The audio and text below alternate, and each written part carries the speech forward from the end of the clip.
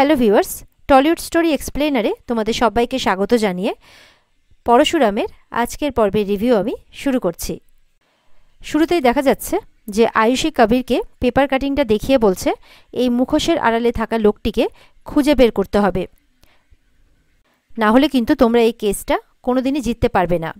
আজ রাতে তোমাদের ফুলসজ্জা, কিন্তু আসল কথাটা কিন্তু ভুলে গেলে চলবে না যে এই মুখোশের আড়ালে আছে যে, তাকে কিন্তু খুঁজে বের করতেই হবে। কবির বলছে কে আছে, মানে পরশুরাম আছে, তুমি তো বললে। আয়ুষী তাকে ছবিটা ভালো করে দেখতে বলছে আর বলছে তোমার এই ছবিটা দেখে কারোর উপর সন্দেহ জাগছে না? তখন কবির বলছে কই না তো, আমি তো কিছু বুঝতে পারছি না। ইতিমধ্যে দেখা যাচ্ছে আরাধ্যা সেখানে চলে আসে আর কবিরের হাত ধরে টেনে মানে তাকে ডেকে নিয়ে চলে যায়। আয়ুষীর সন্দেহ এরপর কিছুতেই কিন্তু কমছে না, তাই সে মোবাইলের পেপার কাটিংটা ভালো করে আরেকবার দেখছে আর সেটাকে ছবি তুলে নেয়। ছবি তুলে এইবারে এটা সে নাকি আসল লোককে পাঠাবে, এই বলে ছবিটা কিন্তু সেই মতো সেই লোকটাকে ফরওয়ার্ড করে দেয়। ওদিকে তটিনীদের বাড়িতে দেখা যাচ্ছে যে আয়ুষী যেই লোকটার কথা বলছিল যে আসল লোক, সেটা আর কেউ নয়, তার দিদি তটিনী। তার দিদি তটিনীকে পাঠিয়েছে সে ওই ছবিটা। লাট্টু তখন কিন্তু তার মাকে ডাকছে সেই ছবিটা দেখানোর জন্যে। পিকো ছবিটা দেখে বলছে বজরঙ্গবলীর মতো মুখোশ পরে কেউ একটা ফাইট করছে। তটিনী তখন ছবিটা দেখে বলছে এ তো সেই রথের মেলা, যেদিন ঝামেলা হয়েছিল।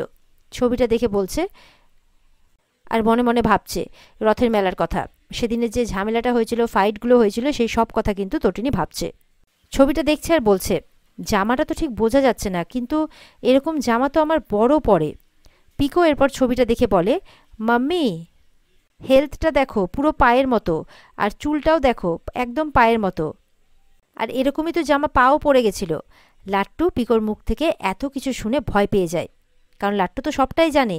এবার তার পায়ের কথা সবাই জেনে গেলে তো সমস্যা, আর সে তো তার পায়ের মানে এত বড় বিপদ কোনোদিনই করতে পারবে না, তার পায়ের কথা তো সে রাখবে, তার পা তো তাকে বারণ করেছে। এরপর সে কী করে, তার পায়ের উপর যাতে কোনো রকম সন্দেহ না যায় সেই জন্য সে পিকোকে বলছে তুই যে কি বলিস না, আমার পা এরকম মোটেই দেখতে না, আর তাছাড়া এই লোকটা আমার পা কেন হতে যাবে, আমার পা এরকম নয়। পিকো তখন লাট্টুকে চুপ করিয়ে বলছে একটা বজরঙ্গবলীর মুখোশ পরে মানে ফাইট করছে, কিন্তু লোকটা কে? তটিনী তখন ভাবছে যে এই ছবিটা আমাকে কে পাঠালো। চেক করে দেখছে যে আয়ুষী তাকে পাঠিয়েছে। এরপর তটিনী আয়ুষীকে ফোন করে।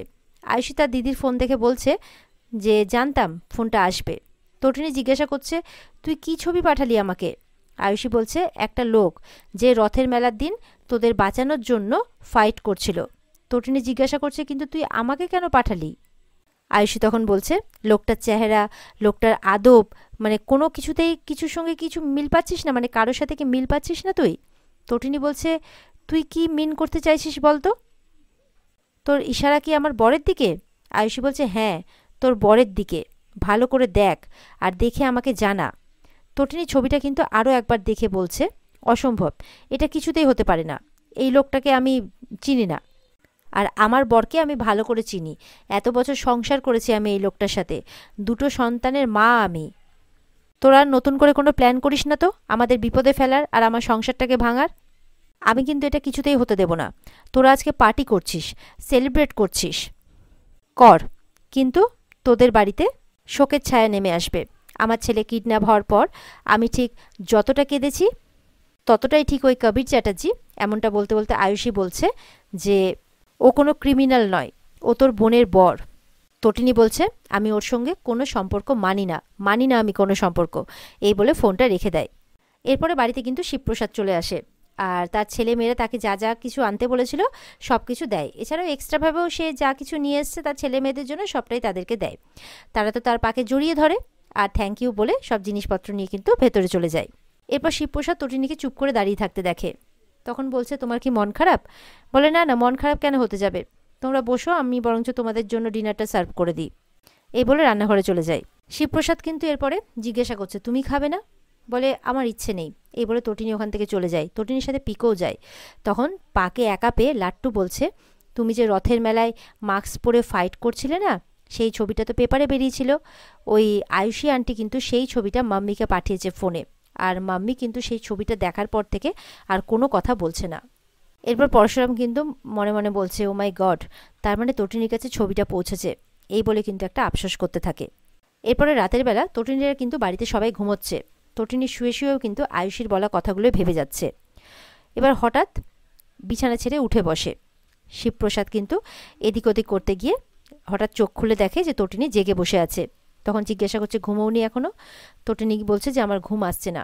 শিবপ্রসাদ এরপরে তাকে জড়িয়ে ধরে জিজ্ঞাসা করছে, মন খারাপ? তটিনী বলছে, না না, মন খারাপ করবে কেন? শিবপ্রসাদ বলছে, মন খারাপ কেন করছে তা আমি জানি না, কিন্তু মন খারাপটা কিভাবে দূর করতে হয় তা অবশ্য আমি ভালো করেই জানি। তটিনী বলছে, তুমি আমার থেকে কিছু গোপন করছো না তো? শিবপ্রসাদ বলছে, তোমরা হচ্ছ আমার পৃথিবী, তোমাদের থেকে আমি কি গোপন করব? তোমরা ছাড়া আমার আর কে আছে? আজকে রাতটা মন ভালো করার রাত। এই বলে তটিনীকে কোলে তুলে নিয়ে পাশের ঘরে চলে যায়। এরপরেই কিন্তু পিকু আর লাট্টুর ঘুম ভেঙে যায়। পিকু লাট্টুকে বলছে, পা আবার মাম্মিকে ছোট্ট বেবির মতো কোলে তুলে নিয়ে পাশের ঘরে চলে গেছে, আর মাম্মি ফোনটা রেখে গেছে। গেম খেলবি? লাট্টুর কিন্তু বেশ ঘুমোচ্ছিল। জোর করে ওকে উঠিয়ে গেম খেলার বাহানাতে, মানে গেম খেলার নাম শুনে সেও কিন্তু উঠে পড়ে আর গেম খেলতে থাকে।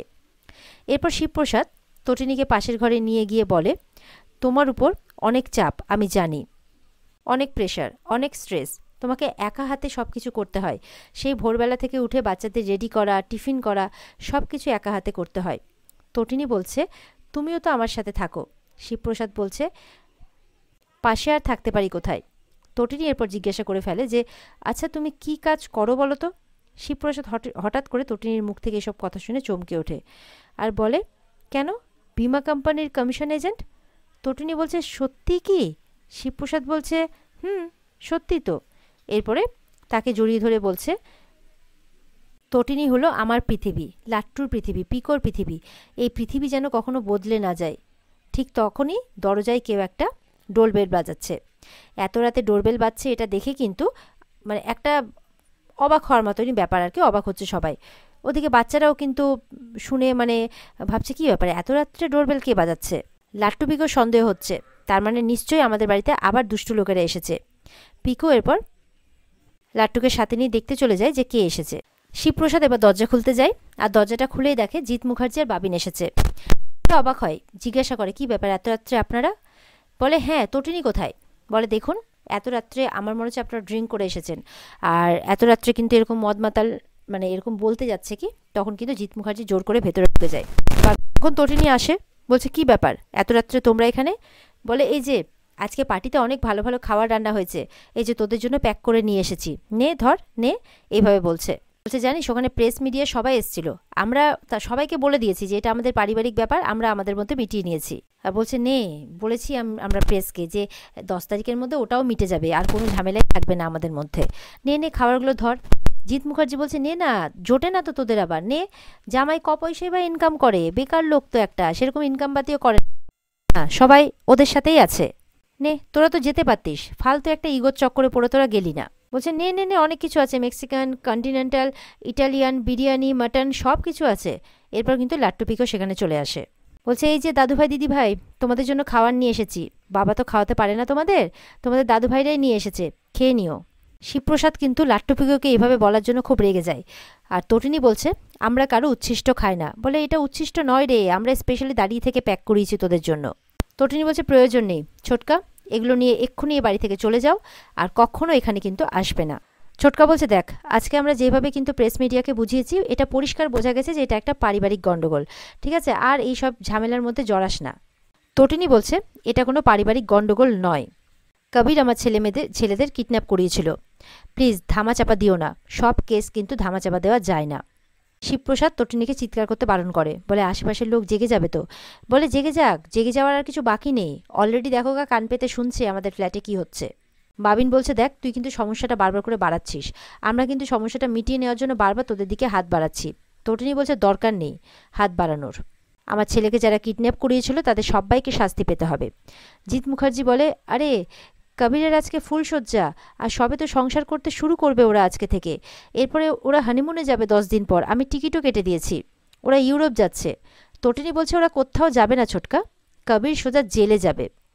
এরপর দেখা যাচ্ছে কর্ণ চ্যাটার্জি জিৎ মুখার্জিকে ফোন করেছে আর জিজ্ঞাসা করছে যে নিশ্চয়ই নেয়নি ওরা ওদের ওই সো কল্ড মিডল ক্লাস ইগোর জন্য। এরপর কর্ণ চ্যাটার্জি তটিনীকে ফোনটা দিতে বলে। তটিনীকে বলছে, খাবারটা নিয়ে নাও, এইসব ঝামেলা মিটিয়ে নাও, আমি স্পেশালি দাঁড়িয়ে কিন্তু খাবারটা প্যাক করিয়েছি। আর মিডিয়া প্রেসকে দিয়ে আমি ব্যাপারটা কিন্তু পুরো ঘুরিয়ে দিয়েছি। সবাই দেখেছে এখানে তটিনী গাঙ্গুলির মা, শিবপ্রসাদ গাঙ্গুলির শাশুড়ি, মানে শ্বশুরমশাই পার্টিতে এসেছিল। বোকামি করছো কেন? তারপর আমরা না হয় বসে একটা সেটেলমেন্ট করে নেব। তটিনী কোনো মতে রাজি না হলে কর্ণ বলছে, তুমি বুঝতে পারছো না, আমি কিন্তু কবিরকে খুব কষ্টে আটকে রেখেছি, নাহলে কবির যদি টিম নিয়ে বেরিয়ে পড়ে তাহলে তোমাদের 4 তলার ওই 600 স্কোয়ার ফিটের ফ্ল্যাট কিন্তু উড়ে যাবে। তটিনী বলছে, আপনি হুমকি দিচ্ছেন? শিবপ্রসাদ কিন্তু তখন ফোনটা কানে নিয়ে নেয়। শিবপ্রসাদ বলছে, অযথা মাঝরাতে বাড়িতে লোক পাঠিয়ে খাবার পাঠিয়ে কেন বিরক্ত করছেন বলুন তো? আমাদের খাওয়া লাগবে না, আমি যা খাওয়াতে পারি ওরা তাতেই সুখী। আর তাছাড়া আমার বউ একবার যখন বলে দিয়েছে যে কিডন্যাপারদের শাস্তি হবে, তখন হবে। প্লিজ আপনারা এর মধ্যে বাধা দিতে আসবেন না, এইভাবে বলছে। আপনারা মানে আমাদের বাচ্চাকে কিডন্যাপ করার চেষ্টা করেছেন, আমাদের বারবার করে মারার চেষ্টা করেছেন। কর্ণ বলছে, তাহলে তোমরা মানবে না? দেখো 10 দিন পর কিন্তু ওরা হানিমুনে যাচ্ছে, বলে দিলাম, আর ওরা কিন্তু যাবেই। শিবপ্রসাদ বলছে যে ইউরোপ কি, শহরের বাইরেও কোথাও যেতে পারবে না, সেই ব্যবস্থাই করে দেওয়া হবে। বলছে, আপনি যতই ক্ষমতাশালী হন না কেন, অযাচিত দান আমরা নেই না, এইভাবে বলছে। এই বলে ফোনটা আবার জিৎ মুখার্জিকেই দিয়ে দেয়। কর্ণ চ্যাটার্জি তখন জিৎ মুখার্জিকে বলছে, ওরা তো শুনছে না, তাহলে আমি কিন্তু আমার পথেই যাব। জিৎ মুখার্জি তখন বলছে, হ্যাঁ ঠিক আছে, আপনি আপনার পথেই চলুন। আর এখানে কিন্তু আজকের পর্ব শেষ হয়ে যায়।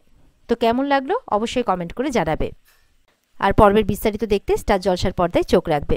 আজকের মতো এই পর্যন্তই, টাটা।